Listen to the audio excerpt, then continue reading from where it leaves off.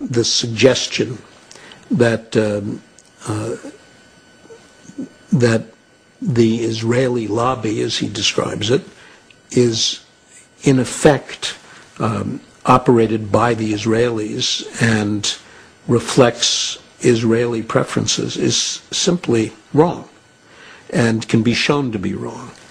So you don't feel part of the Israeli lobby?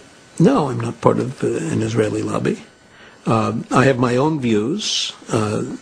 I'm sympathetic to Israel, as most Americans are sympathetic to Israel. I'm not incapable of being critical of an Israeli policy that I don't like. But the main point is that it is not the Israeli government that shapes the thinking of Americans who are pro-Israeli.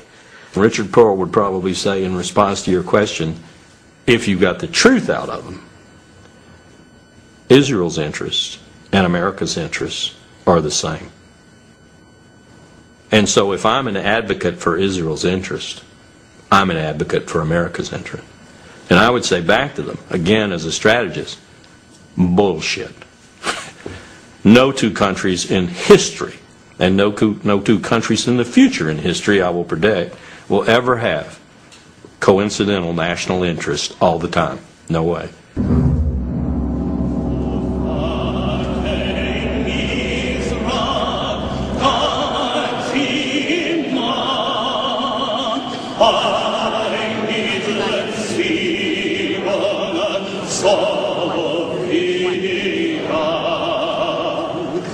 I don't want to kind of develop this great sense of victimhood, but I do feel, and it's, you know, I come here and I feel that we in Israel have paid the price.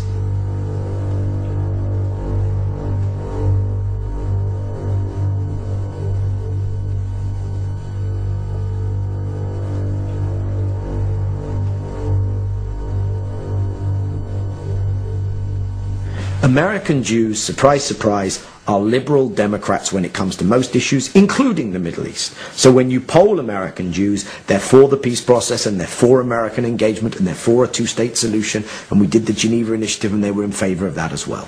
But the institutional, organized leadership of the community has kind of taken things in a very different direction.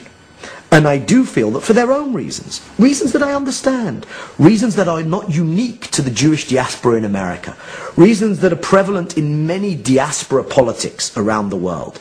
It's to do with my identity in a diaspora, it's to do partially with guilt, it's to do with my own political role in my new host community, etc., etc.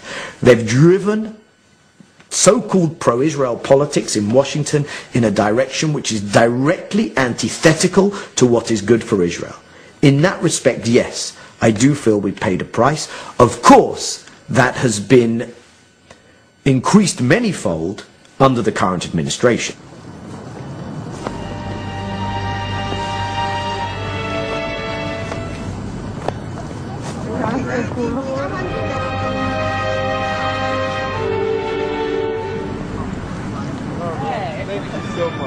America has become part of the Israeli victim narrative. It began, I think, in the 70s, when one of the ways in which the African American community could begin to get amends for slavery and the consequences of slavery was by emphasizing that it was a victim of history. That even if you didn't do it, history did it. Your grandparents did it. It's not a personal responsibility, but there's a cultural debt.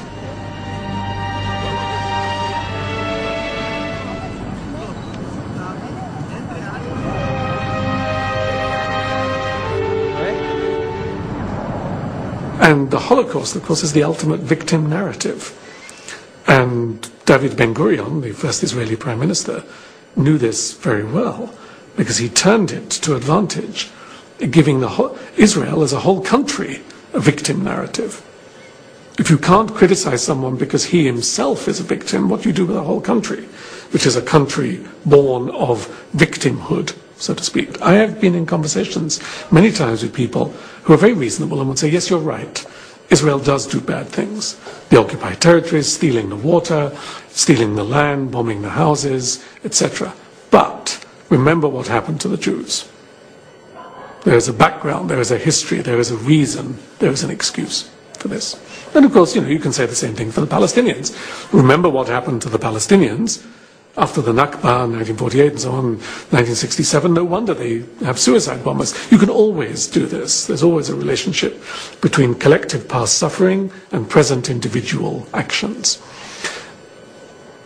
To turn that into public policy, though, is catastrophic, and that is what we see today.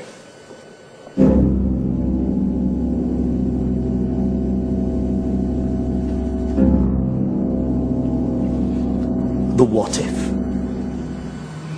The what if this particular view of the Israeli interest and of the shared Israeli-American interest, which of course someone like myself would see as absolutely antithetical to my understanding of Israel's interests, if that particular view is continued to be bulldozed onto the American public and political leadership, what if there's a backlash? And the kind of backlash that I think can be envisaged is the kind of backlash whereby eventually enough of the American public, and eventually by extension their elected public officials, turn round and say, we need to disengage from our overstretch in the Middle East. Could be that as a consequence of what happens in Iraq and what happens in Iran, that people become very angry with our relationship with Israel, and there's just an upsurge of public opinion. It could be that you have 2 or 3 senators who come out and make a very forceful case for changing our policy. It just isn't going to happen. It is not going to happen. And you could eliminate, by some waving a magic wand, you could eliminate the Israeli lobby that Walt and Mearsheimer talk about, and everything I've said would continue to be true. I will make a prediction. If this president orders us to go to war in Iran in the next 2 years, and he orders any considerable ground component to participate in that, Marines or Army, then I think you're going to see another major exodus from the armed forces, general officers, because I think they understand just how colossally wrong such a decision would be, and how much that would be the precursor for, call it what you will, World War III, World War IV.